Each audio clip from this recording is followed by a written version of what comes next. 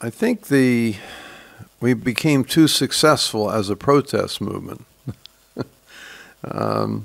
In a way, our success led to the new problem that you described, which is one of our demands was that we be hired, and that our experience, our lived experience, be the basis for our employment within the system.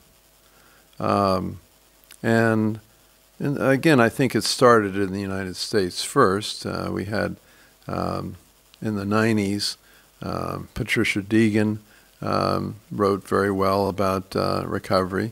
Judy Chamberlain, I wrote about it through our National Empowerment Center. So we motivated people to speak up within the system too. And we started getting training as peer specialists or peer assistants in the late 90s, early 2000, and that has spread. All the industrial countries now are starting to employ peers. A big sigh, though.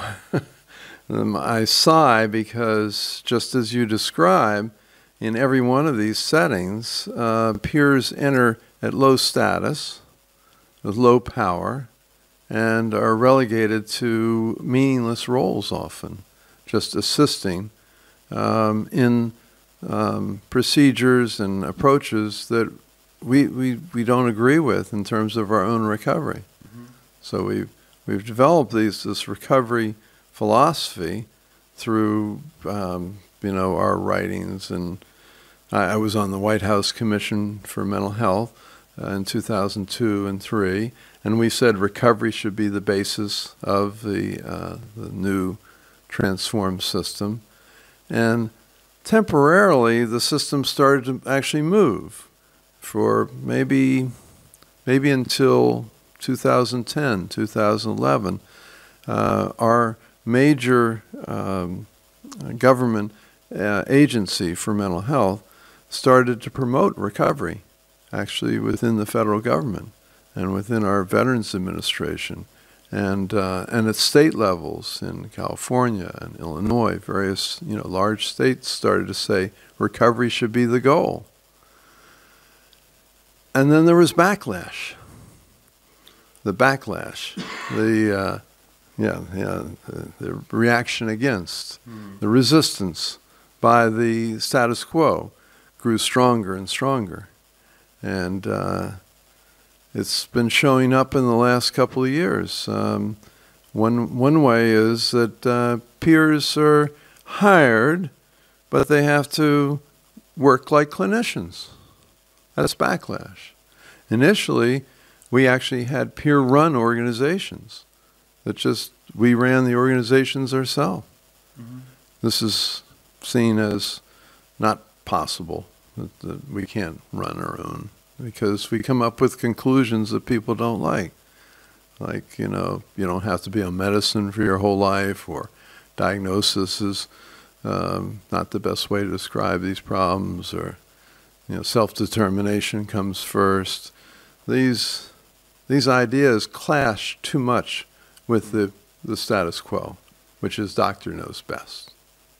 And so we've lost, for instance, our National Empowerment Center and two others, national organizations that are run by people with lived experience. We lost the funding to do an annual conference. We started actually in the 70s, an annual national conference run by people with lived experience. Initially, it was called International Conference for Human Rights and Against Psychiatric Oppression. That was what it was called. Well, the government, our federal government in 1985 said, well, it's really important that you have this national conference, but you have to change the name. So it became the Alternatives Conference, which you may have heard of. I'm not sure. Have you? Yes, I have. Yeah. It's in its 35 years ago. We started that one in 1985, 33 years ago. And, but it became too successful. Our measure of success in our movement is resistance. The more resistance we face, the more successful we know we're being, because we're really trying to make a fundamental change in the system. We're really trying to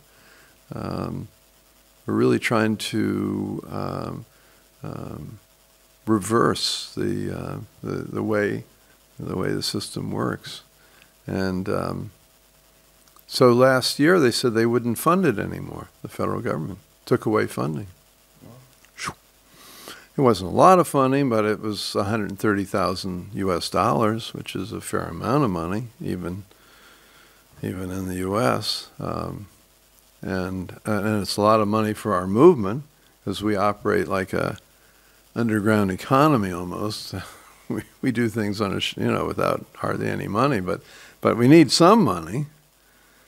So we decided we were going to run it anyway. And who were we? We had started a national organization run by people with lived experience back in 2006.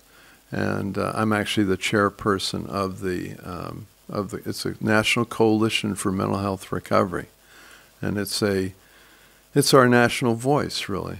And we have 27 state organizations that are members, and then we have a number of smaller organizations. So we did it. We pulled it off this year in 2018. We had the conference, and it was historic not only because we did it without government support, but also it was historic because we conducted it in Washington, D.C., in our nation's capital. They had not allowed us to do that before. When the federal government was funding the conference, they said, but you can't hold it in the Capitol, because they were afraid of us going to Congress and going to the Senate and re-educating Congress and Senate to understand that from the bottom up, we need to make change. They wanted, preserve the status quo primarily. We also did it at a university, so it was a lot less expensive instead of at a hotel. And we're in the process of planning one for 2019, right at this very time.